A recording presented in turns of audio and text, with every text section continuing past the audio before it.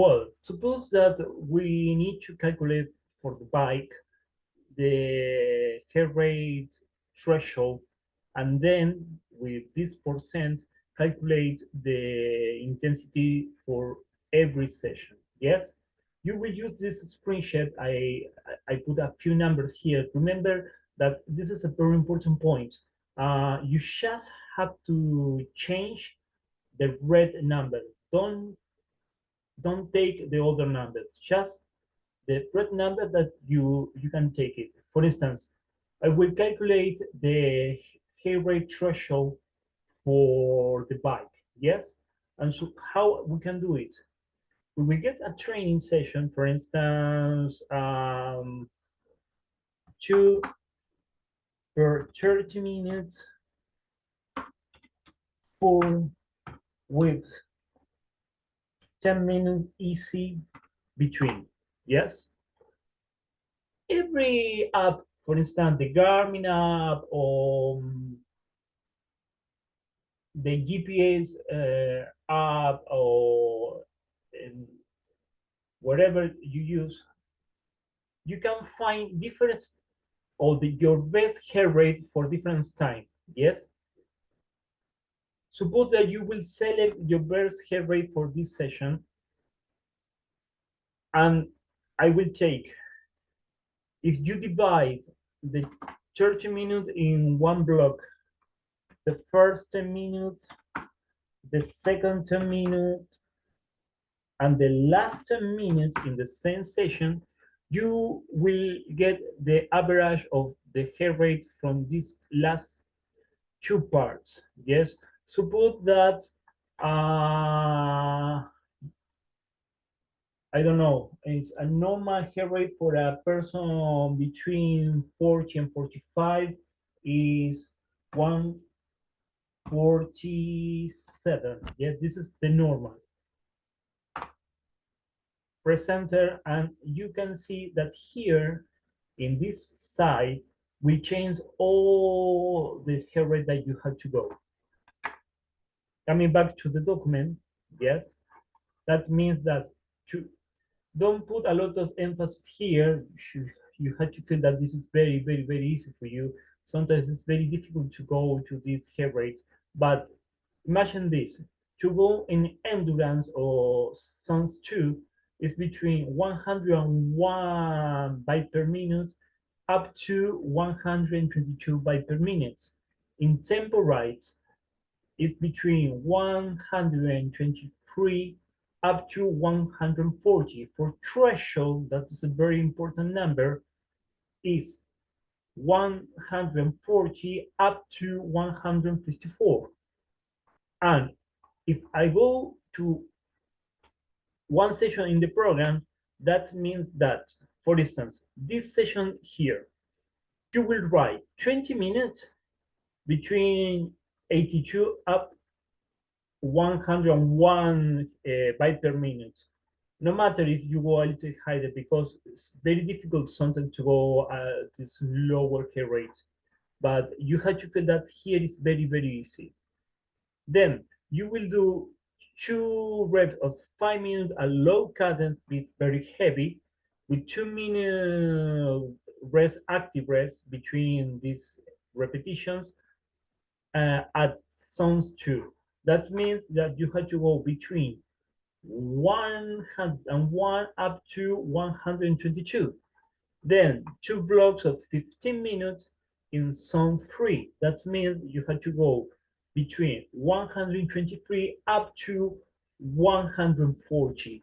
Then you will recover 10 minutes in Zone 1. That means you have to go to this range of heart rate.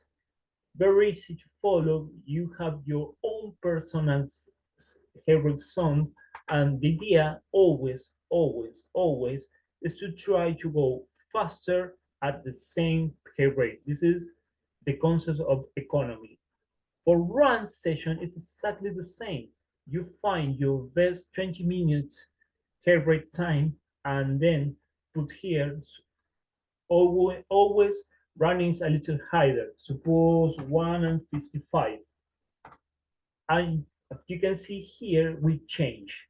The only point or the weak point for using the heart rate is that when you have to go higher than the VO2 max, you can't apply any number because the number doesn't reflect the real intensity here. For critical speed, is more or less the same idea. Suppose we will run one day 20 minutes to maximum X4,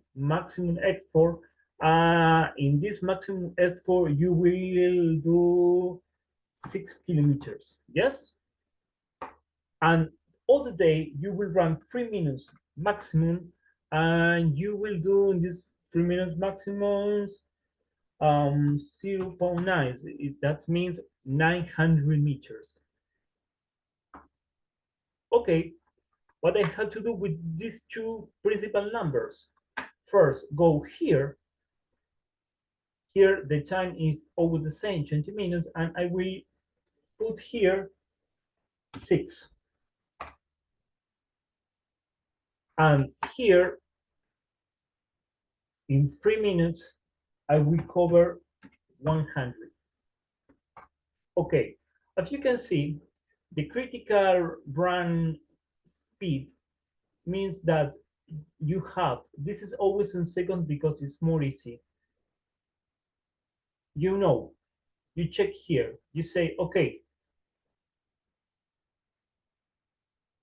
270 seconds means 4 minutes and 30. That means that your critical speed, like here, your recovery speed is between 430 up to 420.